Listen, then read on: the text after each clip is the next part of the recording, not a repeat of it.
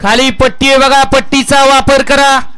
सुटला गाडी क्रमांक 46 या मैदानातील सुटला. 46 मध्ये 7 गाड्या पळतात आणि 7 गाड्यामध्ये रणसंग्राम पाहायला मिळतोय. कोण बाजी मारतोय 46 मध्ये? इकडं पड्याल सुंदर अशी गाडी पळते. हाडू ड्रायव्हर मोरगावकरांची गाडी.